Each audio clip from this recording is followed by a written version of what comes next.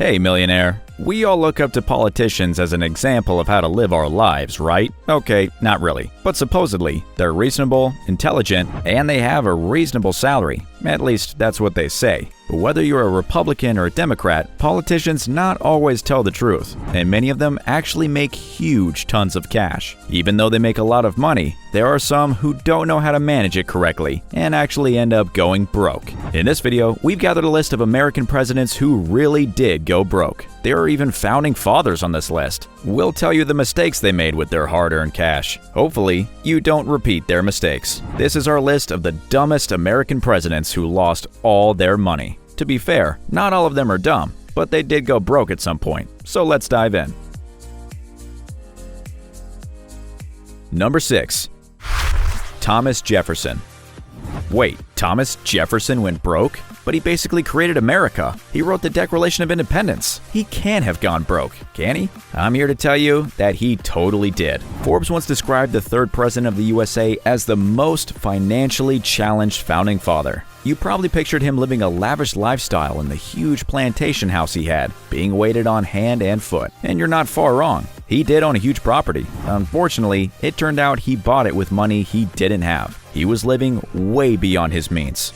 He had already inherited his father-in-law's debt, and instead of making sure he paid it off, he just made it worse by adding his own debt on top of it. That huge plantation home was a terrible mistake. Jefferson built and furnished it on credit, including the silver, books, fine wines, and furniture he put inside. After his death, his estate was so snowed under with debt that they had to sell the estate to pay creditors. I guess that's one way to live a lavish lifestyle with no cash. Just make it someone else's problem. Number 5. Harry Truman. This might surprise you, but Harry Truman was so bad at managing funds that he's often called the poorest American president. He was poor from the start. After school, he had to work on the railroads to make ends meet while living in camps with homeless people along the Missouri River. When World War I rolled out, he was serving overseas. When he got back to the US, he opened a haberdashery with one of his army friends. He probably thought things were looking up, but within just 3 years, they were so heavily in debt that they had to close. Being president was the highlight of his life when it came to money. He was earning $100,000 per year, which is a lot more than he probably even thought he'd make. You'd think his life would only be smooth from there. But instead, he ended up in so much financial trouble after leaving office that Congress actually decided to give presidents a retirement package. Truman ended up poverty-level broke after his presidency, earning just $13,500 for the entire year in 1954. Even though he was in such trouble, he somehow bounced back later in his life. He took on writing and speaking gigs that earned him about $100,000 a year. You can bet current presidents are pretty grateful. Who's your favorite American president? Tell us who it is and why you like him in the comments. And keep watching to find out who took our number 1 spot. Number 4. Abraham Lincoln.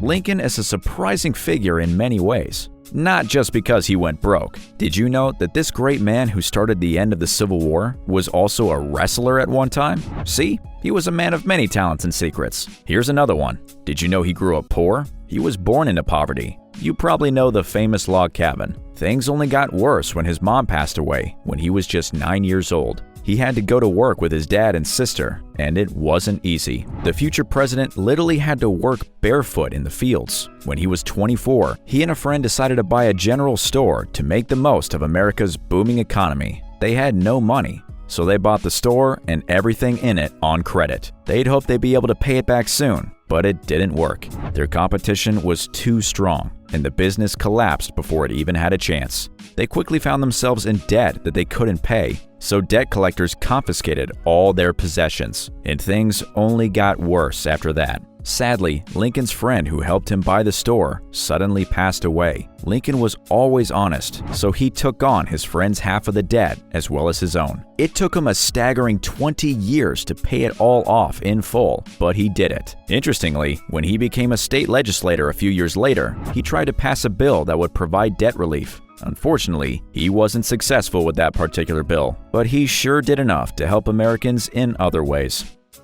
Number 3. Ulysses S. Grant.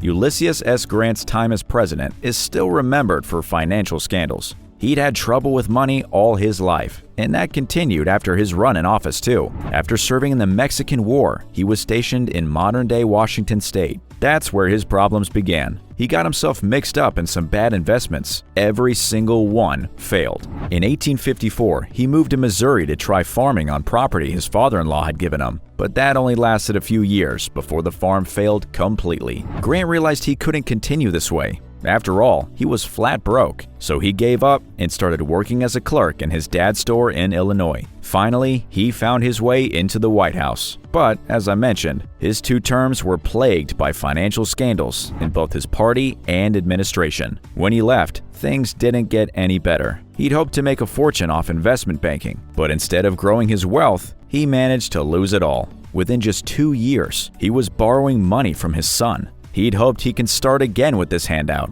but unfortunately, his son's business partner robbed him of all the money he borrowed.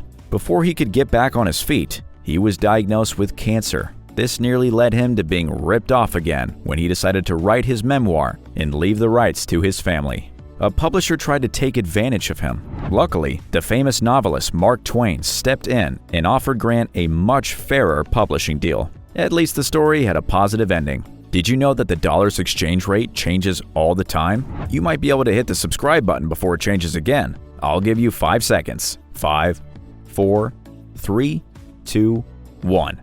Keep watching to find out which president is at number 1. Number 2. William McKinley. William McKinley's presidential reign actually changed the way money worked in America. He signed the Gold Standard Act in 1900, which officially meant that every dollar in the U.S. was backed by gold. But sadly, even though he did so much work for the American economy, his own bank balance didn't have as much luck. He was doing pretty well before becoming president. He wasn't born wealthy, but built up a small fortune as a very accomplished lawyer. His reputation in that field made it easy for him to enter Congress. He actually earned half as much as a congressman than as a lawyer, which just goes to show how good he was at his first job. But even though he didn't know it yet, his financial troubles had started years earlier when he chose to kindly help a friend. He'd taken on some of his friend's debt to help him out. His friend went bankrupt, and McKinley found himself in a huge amount of debt. If you convert it to today's money, it's about $3 million. Of course, that meant that McKinley was also forced to declare bankruptcy, even though he was serving as the governor of Ohio at the time. But, in a weird way, it paid off for him. Because of the way he'd gone bankrupt, he actually won the hearts of voters, and they soon voted him back into the governor's office. And we all know he went on to become the 25th president of the United States of America after that. So I guess sometimes going bankrupt isn't so bad. And finally, number 1. William Henry Harrison. Weirdly, William Henry Harrison was voted in as president because the country hoped he could save the U.S. from economic disaster, even though he was nearly bankrupt himself. Harrison was born into a political family, but as the 7th child, he didn't get much when his father died, and he had to make his own way in life. Because he didn't inherit enough money to attend medical school, he joined the Army instead. After serving with the armed forces, he actually became surprisingly successful, making his way up the ranks in civil service, while also making some clever investments and real estate purchases. He finally made his way to the U.S. Senate, but that didn't help him out much. He was serving as the ambassador to Colombia, which meant he was living in South America. That wasn't great for his bank balance, because he couldn't manage his farm back in the U.S. Of course, without his watchful eye, the farm had a terrible season, and it impacted his finances in a big way. He was still carrying a lot of debt when he ran for president, but, as I said, the U.S. was right on the edge of a major economic disaster, and nobody wanted to vote the current president back into the White House. That meant that Harrison won by a landslide. Sadly, it didn't last. He was still in debt 1 month into his presidency when he suddenly passed away. Doctors claimed his death was due to a 2-hour-long inaugural address, which he gave in freezing cold weather without a hat or coat. We'll never know whether he would have handled America's money problems better than his own.